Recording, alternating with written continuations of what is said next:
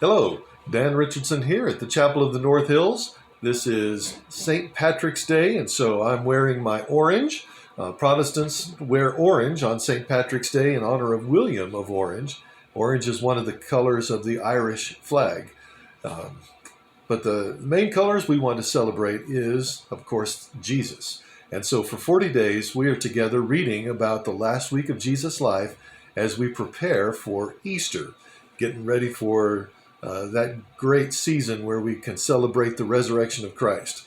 And during this last week, the story in the gospel that we reach today is Jesus' parable of the talents, as the landowner gave talents to three of his servants to be stewards over 10 talents, 5 talents, or a single talent.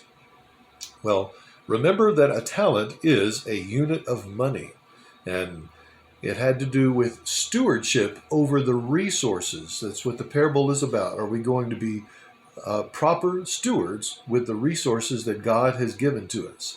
And our resources come in terms of money, time, energy, and all sorts of other things, including what we now call talent. So the first used his resources for the kingdom, for the master, doubled his resources. The second, with 5, also doubled his resources.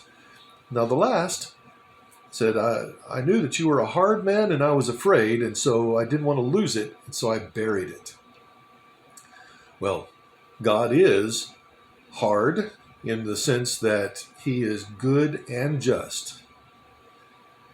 And he is to be feared in the sense that he is all-powerful and he is a righteous judge. But the fear on our end can come in the terms of reverence and awe for worship, because if we're rightly related to God, he is our Father, and we are allowed to call him by the familiar Abba, Father.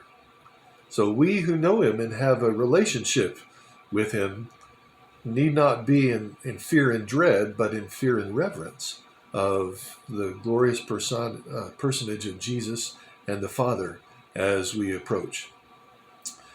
So, bottom line, we shouldn't be burying our talents. We shouldn't take what God has given us to use as stewards for the kingdom and bury it and never put it to any use. And when he returns, he will expect an accounting for all of his resources, for all of his gifts, for all of his talents, for all of his money. And the determination is going to be made: sheep on one side, goats on the other. Notice that the judge absolutely knows which category people belong in, sheep or goats. And he has there'll be no deliberation. He knows exactly where someone belongs. And our chore now is to be good stewards with the things that God has given to us, because he is going to return. There will be an accounting, and we want to be in that group where it ends. The righteous will go into eternal life. So this is our hope, this is our expectation, and this is my prayer for you, that we would all be able to go into eternal life when Jesus returns again. Be blessed.